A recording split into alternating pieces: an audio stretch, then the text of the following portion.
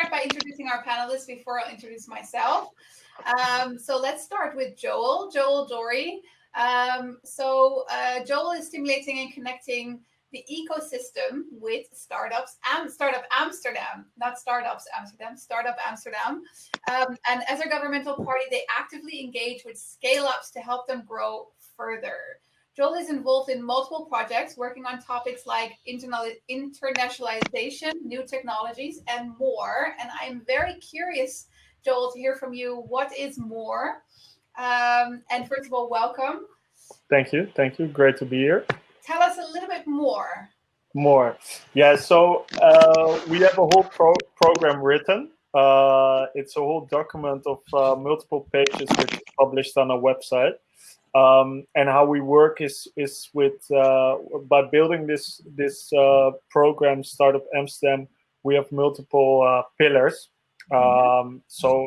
Access to markets, internationalization is one of them. New technologies is one of them. So creating communities around artificial intelligence and blockchain. But another pillar is, for example, content and networks. So that speaks for itself. So also giving startups a stage on conferences, for example, like these.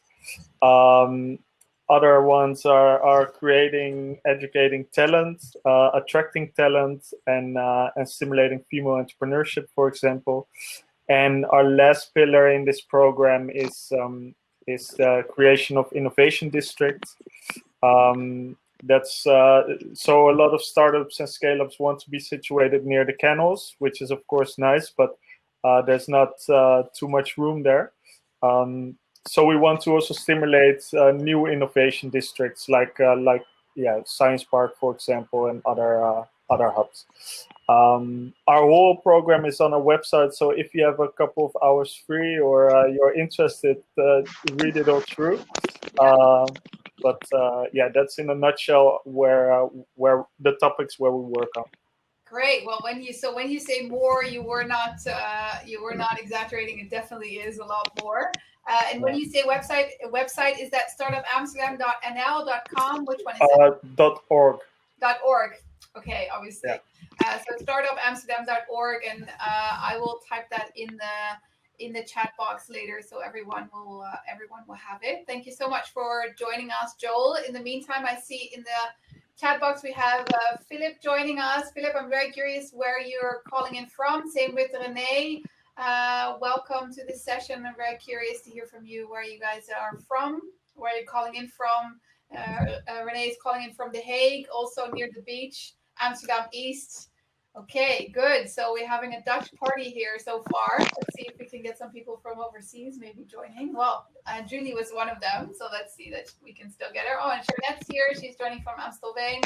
Welcome. Lauren's joining from Amsterdam. Thank you so much for joining. I'm really curious as well to hear from all of you what you would like to learn. Oh, we have Melinda Jacobs. We share a last name. Welcome, Melinda. You're calling in from Berlin. Very curious to hear as well what it is that you would like to know. So already think about maybe, for the next hour, we have two specialists here in the area of collaborating with government. We have an American living in Amsterdam Center. Welcome. And I'm very curious to hear from you guys what it is that you would like to learn from these two experts. So let's move to Dwayne. Dwayne, I have an introduction for you too. Here we go. So Dwayne is the creator of the Ready to Scale program. He works together with the City of Amsterdam and the Amsterdam universities. Together, they support 50 potential scale-ups every year. Ready to Scale is one of many public-private partnerships that Dwayne has created in the Netherlands with the company that he works for called K+V. Welcome, Dwayne. And I see we have Julie coming in. I'm really happy about that. So Dwayne, welcome. Thank you for being here. Yeah, good to be here. Tell us a little bit more about these potential scale-ups that you guys support every year. Yeah, so with Ready to Scale, we have created a program together with Amsterdam, where we saw that a lot of startups have growth issues. Of course, a lot of people joining here today, the BASE conference, probably have those as well. And what we found out was that if we can create a program where we can support them, the chances of success for these companies are going to increase.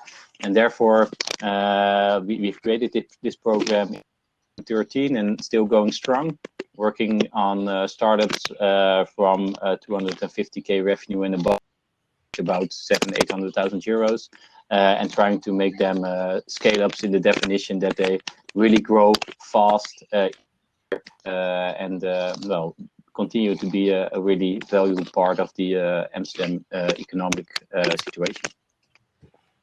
Wow, welcome. Thank you so much. In the meantime, thank you for joining. If there's anything in specific you would like to know from Dwayne, any questions that you have about what he does with Ready to Scale, the chat box is here. Now is your time to ask. And thank you, Alexander, for putting in the website startupamsterdam.org in case anybody would like to know more about the program. And Renee asked just out of curiosity, checking out how the sessions work and facilitating one tomorrow. Okay, great. So I hope that this is that we're doing a good test run. So you can take our example, or if we screw up hopelessly, then you know what not to do tomorrow. In the meantime, I see that we have Julie in the room. Julie, can you hear us? I can. Can you hear me? So the only thing is we can't see you yet. We can hear I'm you. so sorry. So sorry. I'm just trying to. Can you still hear me? Okay. We can hear you. Yes. Hello. Can you hear us? Me? Hi, hello. Can you hear me? Okay. Yes, we can hear you just fine, Julie. Can you hear us?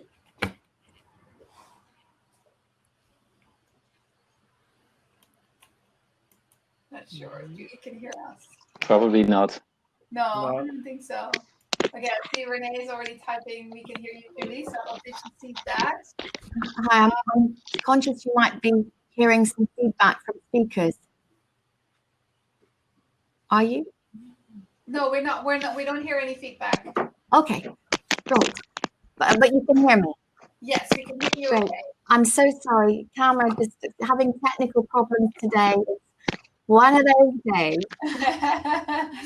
But the good folks, I think it was Jan managed to connect with me. So great. Well, we're really happy to help you. I was already warning these two men that they would have to work for 3. But now that you're here and maybe we get to see you at some point, but if not, at least we get to hear you. So let me take a moment to introduce you properly to our audience, which I see is also growing. So welcome for everyone who just tuned in. If you want to let us know that you're here, say hi, let us know where you are from, but also let us know what triggered you to came into the session, and maybe there is some specific question that you would like to see answered. Feel free to put that into the chat. So let me go and introduce Julie Craig to you. Do I pronounce your name correct if I say Julie Craig? Correct. Absolutely correct. Okay, perfect. So Julie does business development across the creative, digital, and tech industry at Dundee City Council, a local government authority in Scotland. They lead on a transnational project called Create Converge that is supported by the EU North Sea region, and that includes the Netherlands. They have 9 partners in 5 different countries.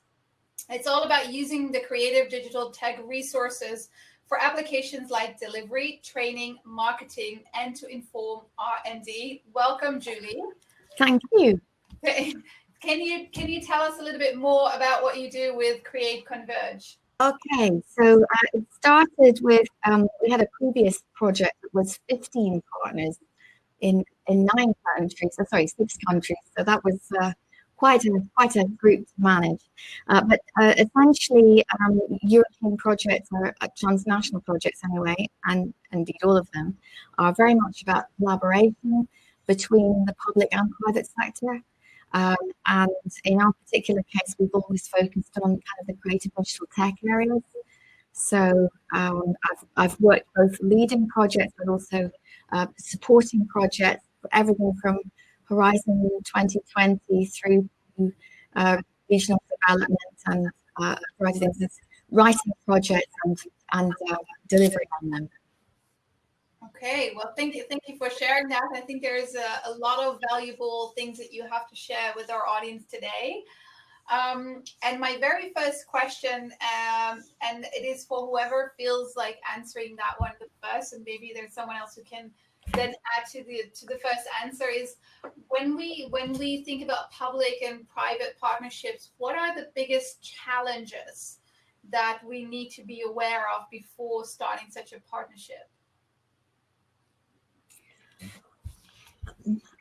I would personally say cultural differences that and trust. I think everybody I've ever asked about putting together collaborations, trust is really the big word, isn't it? Because you might be trying to engineer a relationship from nothing, from absolutely no contact before. And as well, sometimes you might be up against some kind of deadline, nobody's fault. So you've got to kind of be willing to have that trust. But over to Dwayne and Joel, what have been your experiences? Yeah, so Julie talks mostly about trust. Dwayne, what are your thoughts on that? Yeah, so that's really an important factor, and one of the things that I also really look into with these collaborations is, do you all want the same things? Do you all are you all on the same page? And trust is probably something that's part of that, but having the same goals, going to the same going in the same direction is really important, especially once you have a partnership between public and private companies where, yeah, like you say, Julie, cultural differences are there, and projects like you're doing and describing also with international differences make that extra complex, even more complex. Yeah. Yes. Yeah. Absolutely. Joel, do you have anything you would like to add to that? Yeah, definitely. Like Startup Amsterdam was established as a public-private initiative. That's how we always express ourselves. And you notice that even though you want to work a lot with the private sector as a government, it's just sometimes really hard because you're coming from different organizations. So we're really action orientated. We're action program, but still we're part of the government where you need to take other things in consideration. And also we encounter a lot of companies that we want to help, but there's just we're not part of the team of a company. We try to help, but we try to help as much companies as we can. So that is sometimes where there's a little bit friction, and that's good to take into account. Yeah. Would any of you have a very practical tip for any of our viewers who are considering, as being a startup scale up or a scale up, seeking a government help or a government partnership? What would be something of one of the best practices you would advise people to do or not to do in order to ensure establishing that trust and a unified language from the start? I think if I talk to startups and scale-ups, I tell them it's like getting a new client. If you get a new client, you say get to know your customer, and if you want to work together with governmental organizations, get to know them, what drives them, what's important to them, and sometimes it's innovation, sometimes it's sustainability. But if you don't know that and only start from what you want.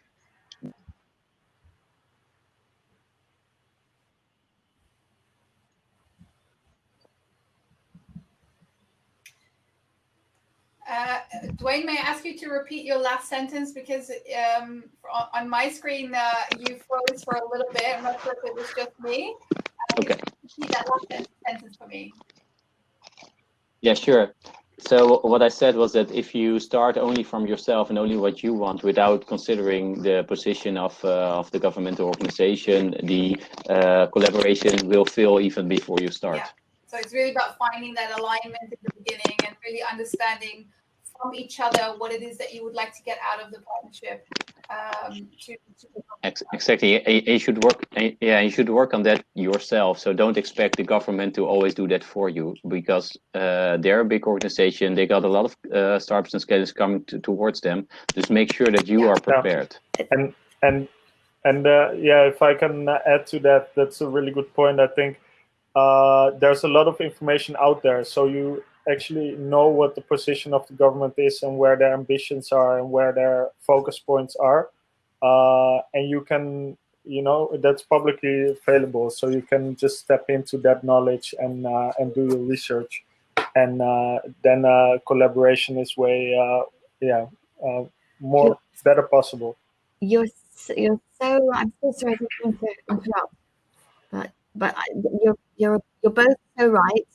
I've got a slightly contrasting view to Dwayne, because actually, as a kind of smaller local government authority, we've kind of got to do a bit of a sales pitch to get partners for projects. So actually, my sales pitch tends to be, is there something that you're wanting to do already, but you don't necessarily have funds for? And is that something that could be made to work for this project that we've got in mind? So that's kind of, it depends. Maybe try and find a government authority that's a bit more desperate for your business than say, the bigger ones. But the point that Joel was making about doing your homework, that is so true. I think that there isn't a week goes past where I'm not coming across a whole new funding strand. I came across one just this week, which is called ITEA, like idea, but ITEA, and it's for software development. So it's funding. It's very much you can apply it on a collaborative basis. But I would certainly say that whoever you're talking to on perhaps an economic development or innovation advice front, don't necessarily expect them to know everything that's out there, because there is so much stuff both regionally, nationally, and transnationally that would probably be too much for anyone to know. Julie, I think I've heard most of what you said, but in my case the connection is falling in and out a little bit. I'm just checking with the other ones. If experience the same, I see as well. Pamela has trouble understanding you, so I'm just checking with you, Julie. Is there something that we can do to improve? I'm so sorry. Can you hear me okay now? Yeah, I think it's not that we can't hear you okay, but it's just the connection seems to go in and out, which means that sometimes your voice, we hear it with intervals, and that makes it very challenging to hear every word that you're saying. I'm so sorry.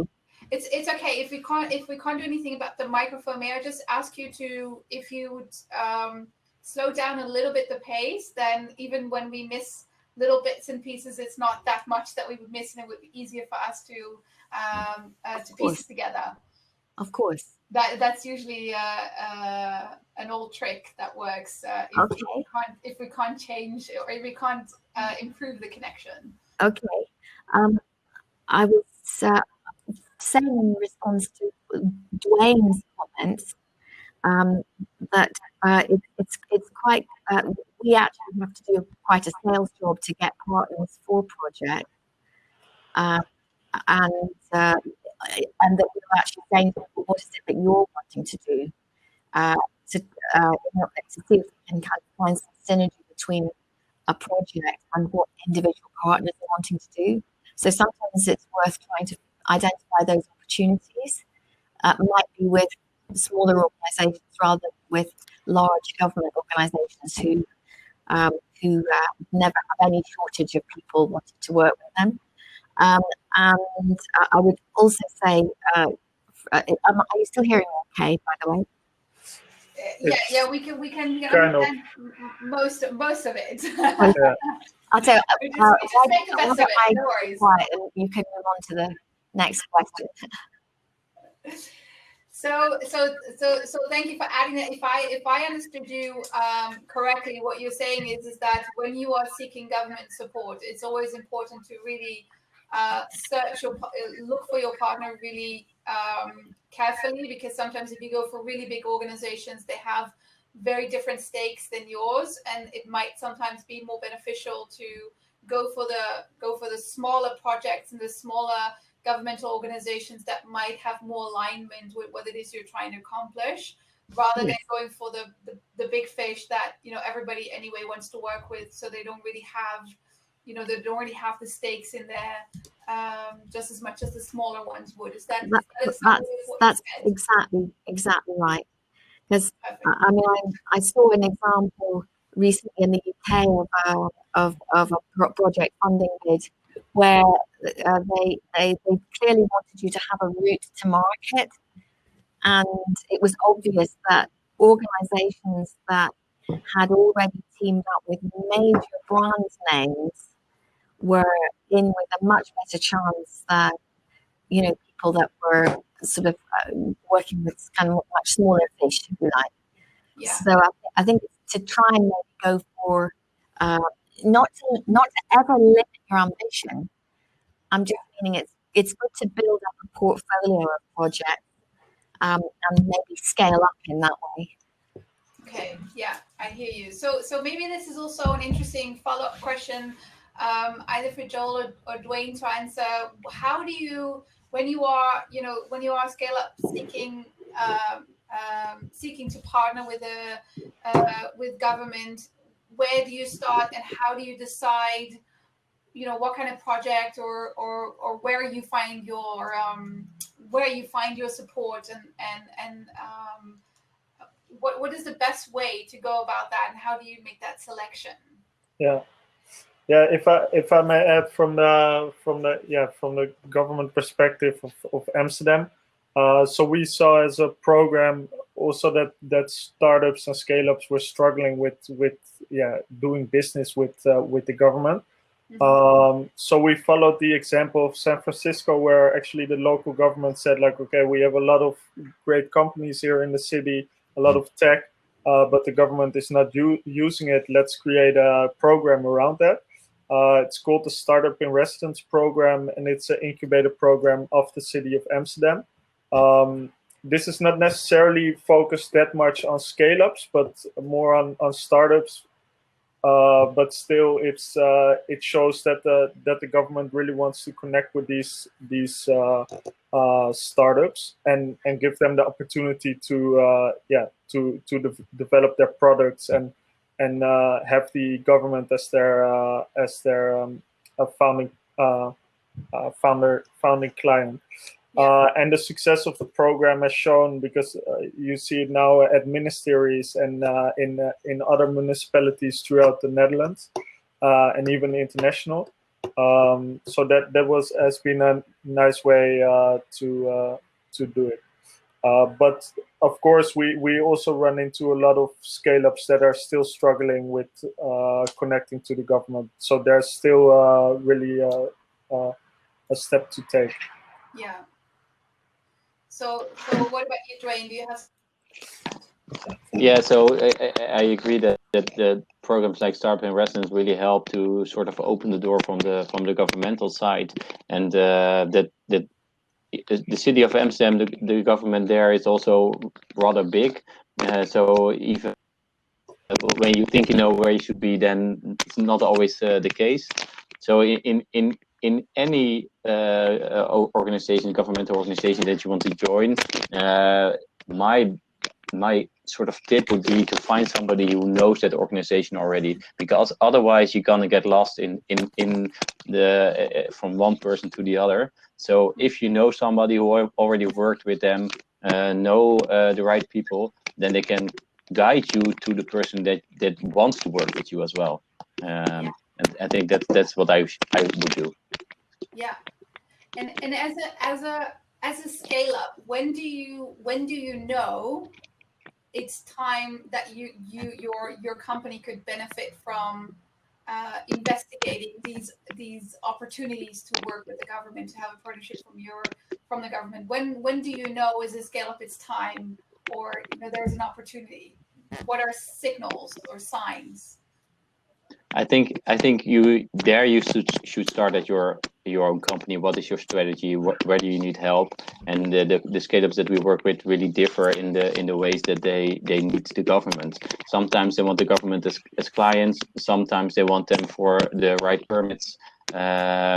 Sometimes they want them to collaborate to the people of the city. So you have to start there. What do you want? But I do think that apart from programs like Startup in Residence, where you need to be a startup, I think it really helps if you have some power. So if you're a good scale up and have got the time to work on that collaboration, because it's gonna take more time to get the collaboration going with a governmental organization. The bigger they are, perhaps the longer it will take. So you have to take that into account if you're going to start a project like this. Yeah, I think it's also worth remembering that certain governments, if you're able to attract private sector investment, certain governments will match that with equity investment as opposed to grant funding. So that's always worth investigating. And I think just coming back to the kind of the limitations that government face, it's worth mentioning state aids. And usually when I say state aids, people glaze over and think, oh, that's just all too complicated to think about. What it really means is that government bodies are limited by how much money they can put into private sector companies. It's broadly speaking, they can only put in about 50%. But if companies are collaborating together, it's entirely possible that they may be eligible for 80% grant funding. If you're a small or medium-sized enterprise, I know this all sounds like very kind of bureaucratic language, but it is definitely worth remembering those words, because getting the match investment, and which is certainly something you can get in Scotland, just to fly the flag for Scotland, and getting 80% instead of 50% would make a huge difference. Yeah, correct. And I think, so to elaborate on that point, for a note for the Dutch market, a lot of local governments, both on the level of the province or also the city of Amsterdam, but also other cities, have created public funds which they use for investments. So they, exactly like Julie is saying, for instance, the province of North Holland, but almost other provinces have these called revolverende fondsen, so funds where they match equity providers and really can help you to get your funding, to raise your funding. So that's also very interesting to see. And again, also there, if you want to look at that, it's important to see what is it that they want to invest in. So for instance, in the province of North Holland, sustainable projects. So if you're not a sustainable project, don't go there because it's no use. But if you are, just go there because it might just be the other 50% that you need. Yeah. Is there a way for people to find out? Is there a system where you say the province of North Holland is very focused on sustainability? Is there a list that says, oh, so the province of South Holland is very focused on, I don't know, innovation, or are there platforms or tools for people to use to find out, okay, where would I fit in, or where are my chances the biggest to go and apply? I don't think so, actually. I wish there were. I've dedicated to find there are so many different platforms. Yeah. One thing that can be helpful is to pursue research or some kind of collaboration with a university, because universities will have access to some quite expensive databases of sources of funding and information and so on. Otherwise, it's a matter of wading through what can be some really quite heavy-going European Union websites. There's also a network called the Enterprise Europe network, and so that's worth taking a look at, just to see if maybe you can hook up with some of the people to get some tips from them. I would certainly advocate getting involved with different networks. I know that BASE has its own network. Well, we Create Converge have a network, so it's just hooking up with different networks and getting tips from different people. It's amazing the information that you will come across. Yeah, I completely agree. So of course there are networks and there are lists, but you have to combine a couple of them to find them all. But doing that can really pay off. Yeah, I have a little bit of a devil's advocate question, because it might all seem it's so accessible, there's so much out there, and I see all that, but I'm also curious, what would be a reason not to seek a government partnership and find maybe a private investor, for example? What would be a situation where you say, if that's your situation, then I wouldn't go for a government partnership? I don't know if that's even an answerable question, but I'm sure there are people out there who would like to know. No, if I may say for myself, if I gave that idea that it's going to be easy, then definitely not. So I just want to state that there are opportunities and there's research to be done, and there are, of course, the government is an organization where you can work with. But as a small startup or a small scale up where you don't have the capacity, it's really hard to get a foot between the door. Also because when you're working with public money, you need to have a company that has a proven track record, and there are other companies involved. So why should they choose your company and your product instead of a bigger company? So that is a question that the government asks itself, and sometimes that's hard, but I think it's a logical question. So that makes it hard for scale ups, I think. Yeah. And I also already mentioned that like you say, you need the capacity, Joel. So that's time, money, people to work on that collaboration, and it's going to take some time. So you also need to be able to have enough cash. If you think, well, this city or this governmental organization is going to be my first customer, and I've got 3 months of cash left, then don't go for it and find something else. But if you're a bigger organization, that's easier to do. Next to that is also important to think about sort of the restrictions that some of the especially more funding related funds do have. For instance, sometimes they say, well, we do fund you, but then we want you to keep your headquarter here in this city or in this area, whereas you might have thought that you want to go abroad or go to another country. So that is something that you really need to check out before you sign agreements like that. Yeah. Okay, beautiful. Thank you for sharing. I would like to get a little bit more into the practical side of things that you have experienced. And I know, for example, Joel, how there's a company called Molly. Most of the people that are listening will probably know Molly as it's a payment provider. And you said that you went there when they were still a very, very small company with only probably a few people, and now they've reached unicorn status.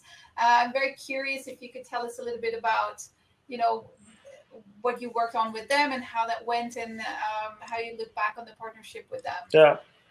So that was still pretty big, but really a lot smaller than today.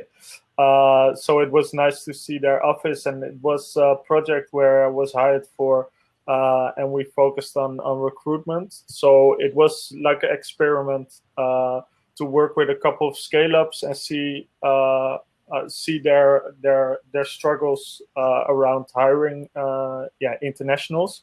So they're always in a need for senior developers. So we thought as a city, like, okay, this is always a question that comes back to us. Senior developers, we don't have them in our back pocket, and they're also not easy to educate, within a year. So we wanted to set up an international campaign where we were going to, actually present Amsterdam as a startup hub, a great place to work and live and set up your company. And on the other side was the recruitment part. So they would come to Amsterdam, the ones that got selected, and would have a conversation with the companies they chose for, and maybe get hired. So we ran that 2 times to just as an experiment to see if we could play a role as a government, and what we would get out of it. So the campaign was actually really well viewed. So there was a lot of outreach, and a lot of people commented on it, a lot of reactions from abroad. But we noticed that the recruiting part was still hard. Also, as a government, we were not experienced recruiters or something like that. But still, it was interesting to have such a project together with scale-ups to work together on these issues that they have. So that's one of the examples of how we try to work, partner with scale-ups in a city. What is the biggest lesson you've learned from that partnership?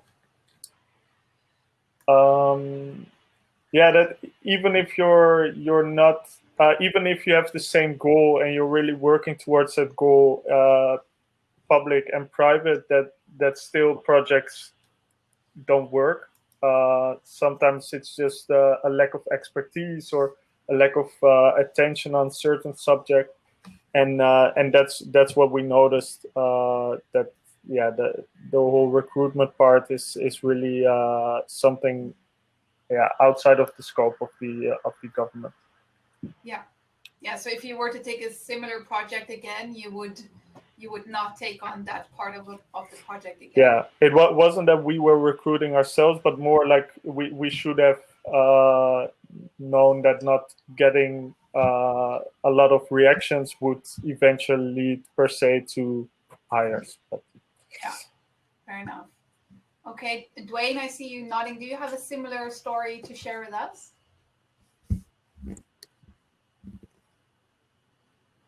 Or Julie, maybe first, whoever. I would like to hear from both of you. Whoever comes up with a story first. I think I'm subconscious that my audio is causing problems for everybody. So I'm so sorry again. I think if you're talking about challenges for partnerships, is that what you're talking about? Yes. I think it really can be when, again, it's this whole trust thing and how long we know people for.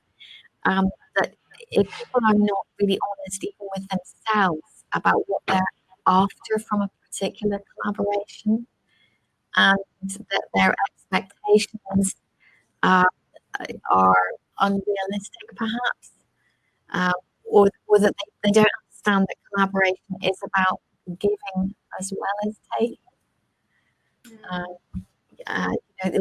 The thing is, of course, it's in giving. This might sound a bit spiritual, but it's in giving that actually you learn. You give, get back knowledge, support, allies, all of that kind of thing. But you do have to do that giving thing. Yeah, and I think that's already, that's also really in the word partnership, right? It's not about just taking, but it's really about giving and taking, and it needs to be, a two-way street where you both learn and take lessons out of a project as you move on to another. Thank you for sharing, Julie. And yes, the sound is a bit the sound is a bit challenging, but still we are really happy to have you and your expertise on board. So we are willing to bite through through the sound just to hear the golden nuggets that you have to share with us. So don't worry about that too much. And even here, Philip says, "Thank you for trying, Julie." So your collaboration here on this panel is very much appreciated. So thank you. And I'm curious, Dwayne, do you have as well a specific example of a project or something that you would like to share that you think is valuable for our participants to hear? Oh, Dwayne, now we have lost you totally. Your sound. My sound, yeah, classic. So no, I can tell a bit more about the we created with Startup Amsterdam, and I think that's also one of the ways that you can connect to governmental organizations by looking what programs they have. So the Ready to Scale program, we help these 50 companies to help them scale. We do that by helping them both by connecting to private as well as public partners. So programs like that are I think very interesting for companies to join or to at least connect to, so that they can have a sort of a fast lane towards the right people in a governmental organization. Next to that, also really interesting to see one of the projects that we've been working with is a company that was looking at the parking problems, and there you see that some governments, and that's again looking for perhaps the smaller ones sometimes, are really keen on doing pilots with innovative companies. So looking for these governmental organizations that want to try new things, look a bit aside towards the normal rules and say, well, okay, this is the rule, but we're going to try it anyway. That very interesting to create new partnerships. And also, again, I can stress enough, it's going to take some time. Can also share a bit of a more negative story, which turned out for me quite fine actually. One of the people I hired is a former startup founder, and he's helping our startups right now. But he had a really good solution for hiring problems in social housing, and was working with one of the big cities in the Netherlands on getting them in, being their customer. Had been working with them for about 6 months, and eventually that contract, when it came to the board of that city, and what he didn't do was work on several cities at the same time. Again, you can say it's a classic mistake, but 6 months in, that city bounced. He hadn't had enough cash to go, and he went. He went bankrupt, and now he's working for me. So again, it worked out for me a bit better than for him. But I'm really happy to have him on my team. But that's something, it can, even if you have a couple of people at a government organization that really want to work with you on the board level, it can turn out to go the other way. Yeah, that's a great lesson. And Julie, I'm so happy that we can finally see you. Hi, Julie. Thank you. Now we have a face with a voice. Beautiful. Thank you so much. And thank you for your patience. I think that behind the scenes, a lot of people have been working really hard to get all the technique in order. Yes, absolutely. A huge thank you to the base team. Well, we have you here, and I'm also, because we have 15 minutes left, so I would really like to hear from the people that are in our audience.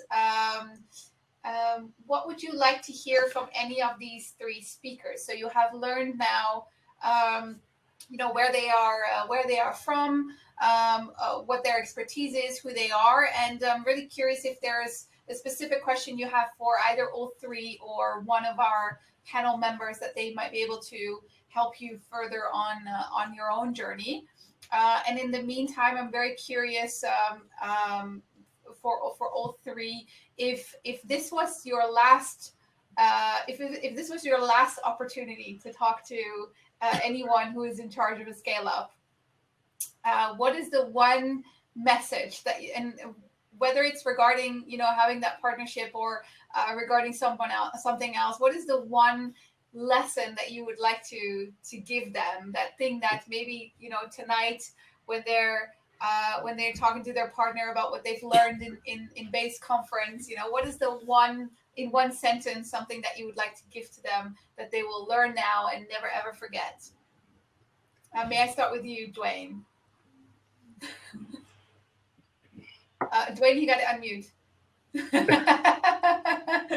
Quite a broad question, but I think of is create your goal, focus your BHAG or whatever you want to call it. Make sure that everybody on your team is aligned on it, and every day in everything that you do, ask yourself, is this helping me towards this BHAG or not? If not, then don't go for it. If the government, or if you want to work with the government and it doesn't work towards your BHAG, don't do it. If it's the only way, go for it. Absolutely. Thank you. That's very powerful advice. May I go to you, Julie? Yeah, I'd say really work on that elevator pitch. You never know when you're going to come across someone who could help you on your way, but you've got to be able to get it across in 1 or 2 sentences to be able to grab people's attention. So absolutely, actually, people can do worse than watch a TV series that's, I think, currently on Amazon called Mad Men. About the advertising industry, or read a book about advertising, and, you know, just really hone those skills. Absolutely. I always so this is very much my area of expertise, Julie. I'm very happy that you bring this up. I always talk about Albert Einstein's quote: "If you can't explain it simple, you don't understand it well enough." So you need to always be able, whenever you're at a birthday party and someone asks you, "So what do?" You have to be able to explain them in 2 sentences, because you never know if that person's partner or brother or sister or friend might be your next customer. So always make sure that you have that 2-3 sentence elevator pitch ready, so that you can always explain and make other people curious about what it is that you do. Thank you for that advice, Julie. I think that's great advice. Let's go to Joel. I'm very curious. Yes. Well, it was already mentioned during this talk, but I would say, especially do your research. And it's not that entrepreneurs have a way harder job than I do and have way less time than I have. But I think there's, especially if I notice the contact or the messages entrepreneurs are sending us, that there's already a lot of information out there that they can study and really be prepared to before you get in touch and help yourself further. So I would give that as a lesson or a tip or a hint. Great, thank you very much. I'm not really receiving any new questions, but I see one here by Dawn Jenkins, who's from the US. She's an educator and a library director. In Amsterdam, she works as an internal communication and business English consultant for multinational companies. That's a long sentence, but it is an elevator pitch. And she's eager to learn opportunities of government agencies. She sees many areas where she could be of support, but she doesn't know how to make the connections. What would be advice that you would have for Dawn? LinkedIn is a great way to connect, and that's really, if you go look for the departments of a city or a national government, and you type in the departments on LinkedIn, you immediately get the people working for it. So that's also how we connect a lot and are looking for people where we should be in contact with. Great, that's great advice. Julie? I would say absolutely on LinkedIn, and clearly that's, it could be any way when she's talking about support. Depends on the sector. So maybe pick a few sectors and identify some good events that have got government speakers talking about current policy or some new initiative that's being launched, and try to make connections with those. can be a bit difficult getting through into actually the people, you know, who you really can have a meaningful conversation with, but be persistent and at least have a name to start with. Yeah, that's a great strategy. So go on LinkedIn, find these people, find out where these people are speaking at events, and even if you can't get to those people directly, go via assistants, create valuable connections, and then at some point you'll find your way towards the people that you really want to speak to. That's also great advice, Julie. Thank you. Dwayne, do you have anything to add? It's hard to add anything to that. No, I think the combination of what's been said before. You know, I think LinkedIn and network events are great, and then use the networks that you already have to get connected to the government officials that you want to meet. So, for instance, if you need somebody at the City of Amsterdam, from today onwards, contact Joël or me. But we know who you are and can help you. So that's the best way to go forward. And of course, as Julie said, have your pitch ready, because otherwise we don't know what we need to do with you. Yes. Yeah. So for everyone looking to work with the City of Amsterdam, you have 2 people in your network now, Joel and Dwayne. You just reach out to them on LinkedIn. You tell them, I've watched your panel discussion. I really liked what you said about XYZ. Usually that really works. I hear a really fast car coming by somewhere. Sorry, this is the center of Amsterdam. It's okay. And please, if you're interested in Scotland or the UK, again, in Scotland you can get a bit of match funding there, then do please get in touch. I will do my very best to point you in the right direction. Beautiful. Thank you for sharing. And we're also curious, if we would have another hour, I think we could also speak about how Brexit might or might not affect all these partnerships, how it may create new opportunities or not. But unfortunately, we have only 6 minutes left. So I would like to give each and every one of you 2 minutes to make your closing statement. And it could be about, what is amazing about building partnerships between the public and the private sector, or anything else that you would like to leave our audience with. And I'm going to start with Julie. You have 2 minutes. Go. Okay. I would certainly advocate collaborating. To us, it's key. Particularly when we're looking at the creative digital tech sectors, but it might be all kinds of other sectors to show, tell, and sell.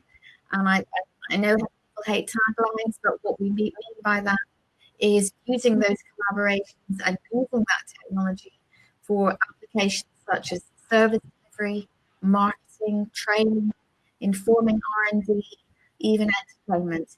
And through Create Converge, we can absolutely help broker those partnerships and collaborations. We're totally free, by the way.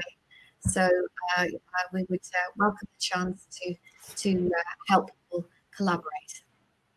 Beautiful. Thank you. And if you're reaching out to Julie on LinkedIn or otherwise, ask her about the work she's done with the Walt Disney Company. I'm sure she has a few great stories to share. I know that I will ask her about those because I'd love to hear those. Thank you so much, Julie, for joining us. In spite of all the technical difficulties you have had to face in order to be here, we really appreciate your contribution to everything today. Thank you so much. And I also already appreciate the opportunity. Thank you very much. Thank you. Let's go to Joel. Your famous last words on this on the BASE conference panel discussion. Yeah, on the BASE conference. Okay. So I want to thank you first of all for that we were invited, and I want to urge also everybody that we're not only a partner to collaborate in projects, but we're also a knowledge partner. And what I mean with that is that we are publishing a lot of reports on the Amsterdam Startup and Scale-up ecosystem. A week we published our funding report about the state of investments in Amsterdam in the tech sector. It states, for example, that Amsterdam is the 3rd in Europe. If we look on the companies valued here, it's now 73 billion, I believe. And that's just one of the examples of the reports that we publish. So if you're interested in expanding your knowledge about the ecosystem, please find them on our website. And also, we have a collaboration with Dealroom where we create a database with. So also on the website is the Amsterdam Startup Map, where you can find all the investors, all the startups, all the scale-ups, all the programs that are present in Amsterdam. So go check it out. Thank you so much. One last question. If I have only 15 minutes and I can only read one of those documents, which one should I definitely not skip? I think the job report of job report? Yeah. Okay, the job months ago. The job report. Okay, read that one first. Yeah. Okay, Dwayne, you're the closer. Yeah. So to join Joel, I think if you want to come to the city of Amsterdam or are already working there and you want to, please don't hesitate to contact us. We can really help you to grow your company. And if you want to collaborate with the government, please really know what you're looking for. So like I said, focus, make sure that you know what you want, find the government that fits. You should also know what they want, and please understand that you are working at a very different pace and method than the government organization does. So acknowledge this when you start, acknowledge this throughout your collaboration, and keep talking to each other, see what struggles each party have, and then if you do that correctly, you can really from collaborating with government organizations on a regional level, national level, or international level. Beautiful. Thank you for sharing that with us, Dwayne. We seem to have lost your visual. But anyway, nothing has been going as it should be technically on this session. No idea. So it's okay. We're just handling it. So then it lasts for me to say thank you all for joining and bearing with us, for everyone who has been bearing with us through all our technical difficulties. My name is Margreet Jacobs. It was an honor for me to be your host on this panel discussion. I learned a lot about public-private partnerships. And I hope to see you all at the main stage, where we are going to probably the closing of today by Veronica and Lana. I'm not sure if that's actually true, but that's what I'm guessing. And I'm going to wish you a lot of fun tomorrow at another Day at Base conference. Thank you so much. Thanks, everyone. Hope to see you soon. Thanks, everyone. Bye. Bye. Bye.